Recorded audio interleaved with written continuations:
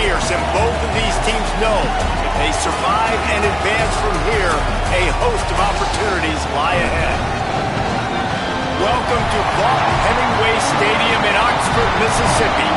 It's the LSU Tigers and the Ole Miss Rebels.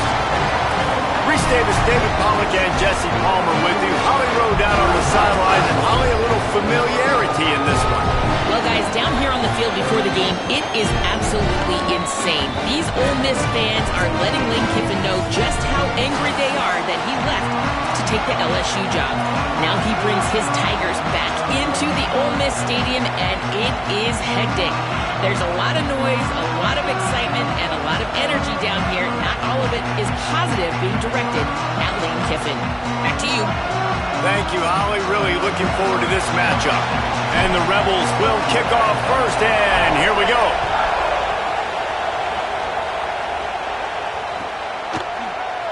And it'll be a touchback. The ball will come out to the 25-yard line.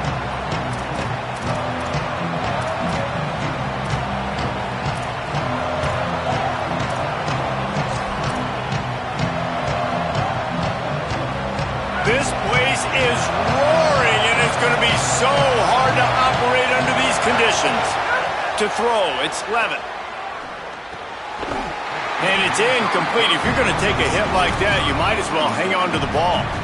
In a competitive conference like the SEC, you just can't afford to start 0-1 if you want to chase a championship. Really important to get off to a good start. No doubt, in the SEC, you've got to set the tone early. It's all about creating momentum out of the gate. Both of these teams had this game circled all offseason, David. They know what's riding on the line here. There's so much riding on the line. Who gets to Atlanta down the road, bragging rights, recruiting rights, all this stuff. Once you get in conference play, it means a lot every single week. They've got it at the 37. It's 1st and 10.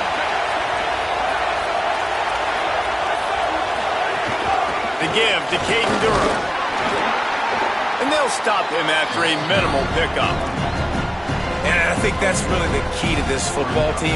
You saw it last week, man. Everything kind of falls into place when he gets the football and the ground game gets going. And I think when you play a rivalry game with emotion, with passion, like settle everybody in, run the football, and be more physical. Solid pickup of 4 on 1st down and 2nd and 6. Looking to fire. Here comes the heat. He's going to take off. He'll take it up to the 45-yard line. They stop him and knock him out of bounds.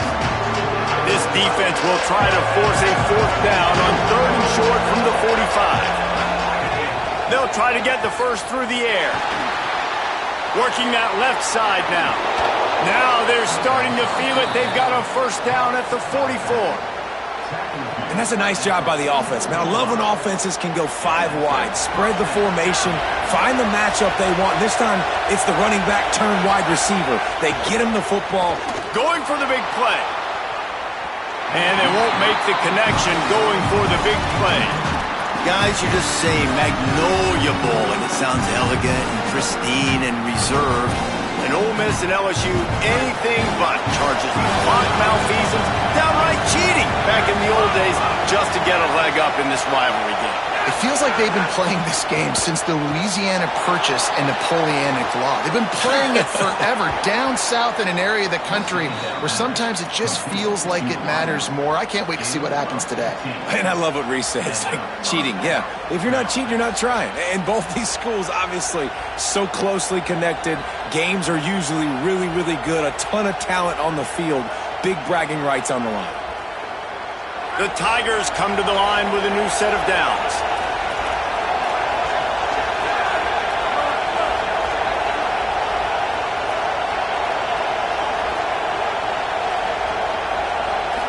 Looking to throw, it's Levitt.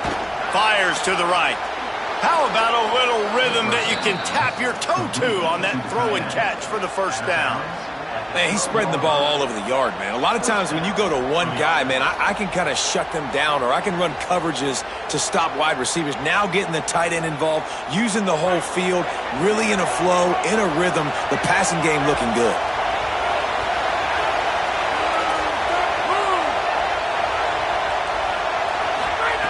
Looking downfield on 1st down. Pressure was too much. They get him at the 15. How about this defense coming out aggressive on first down? They're in the red zone. They're like, no, we're going to take the fight to you. Now setting up a second down and long, putting them in a great position to be successful. Now facing second and long after the defense came up with that sack.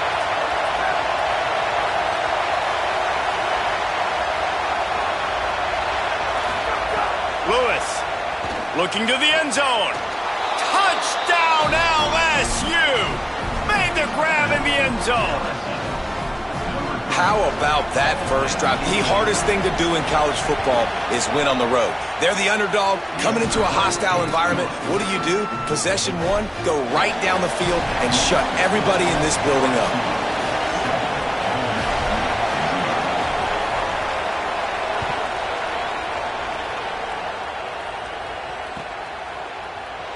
Here he comes from midway in the end zone.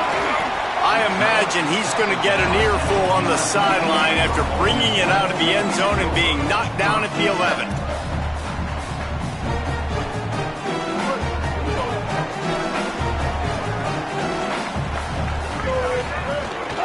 Keeping it on the ground inside. It's Lacy. Breaks into the open. Brought down at the 26 after a 15-yard pickup.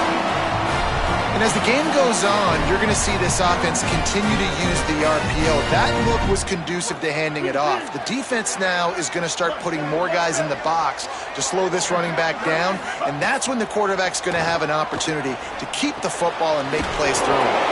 Pulls it in. It's Cook. They make the stop, trying to pick up just a little bit at a time to get to that first down marker. Picked up 5 on that last pass play. Now it's 2nd and 5.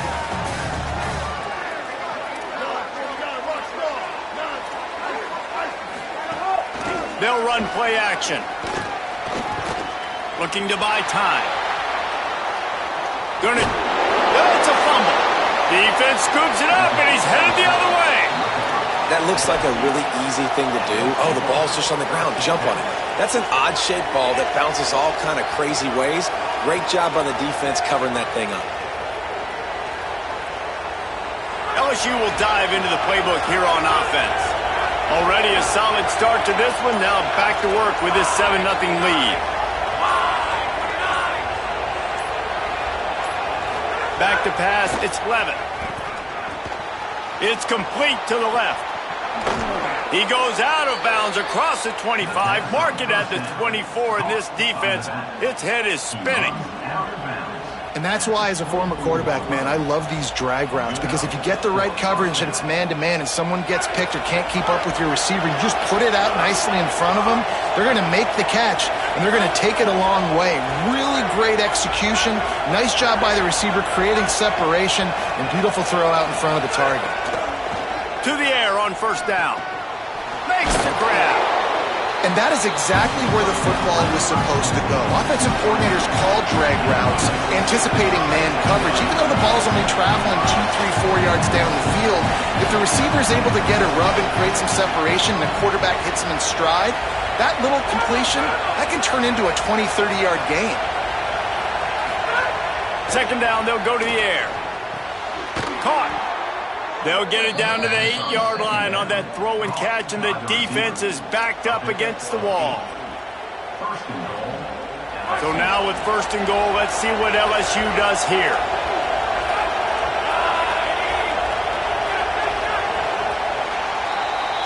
Guys, LSU has the lead here. Let's take a peek at the numbers so far.